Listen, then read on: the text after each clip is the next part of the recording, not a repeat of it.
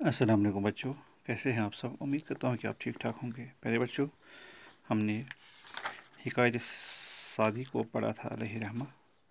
کچھ سوالات ہم نے کیے تھے، اب کچھ سوالات رہ گئے ہیں، ان کو حل کرنے کی کوشش کرتے ہیں۔ چھٹا سوال ہے، بادشاہ نے کردی کو قتل کا حکم کیوں دیا؟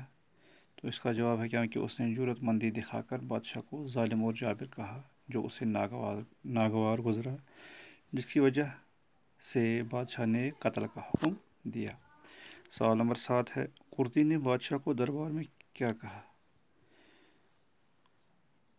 کردی یعنی اس نے دربار میں بے باک ہو کر سر اٹھایا اور کہا، اے بے رحم، تمام عالم میں آپ کے ظلم کی شہرت ہے، پوری رعایا تجھے ظالم، جابر، کمینہ اور ستمگار کہتی ہے، تعجب ہے کہ میرا کہنا ناگوار گزرا۔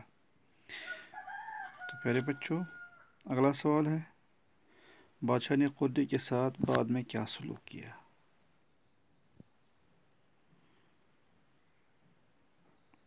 ہاں، بادشاہ کردی سے بے حد متاثر ہوا اور ظلم کرنے سے توبہ کی۔ اس نے کردی کو معافی دی اور گاؤں کی سرداری سے بھی نوازا۔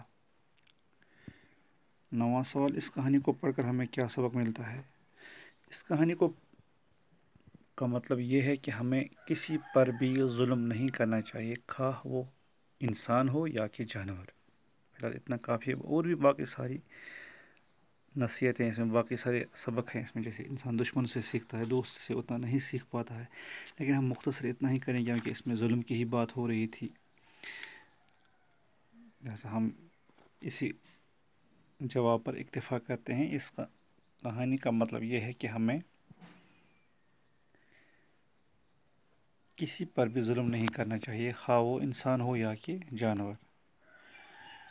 یا اس کہانی کو پڑھ کر ہمیں یہ سبق ملتا ہے کہ ہمیں کسی پر ظلم نہیں کرنا چاہیے، خواہ وہ انسان ہو یا جانور۔ تو پہلے بچوں، یہ تھے سوالات، پھر آپ سے ملاقات ہوگی، تب تک کے لیے دیجیے اجازت، اللہ حافظ۔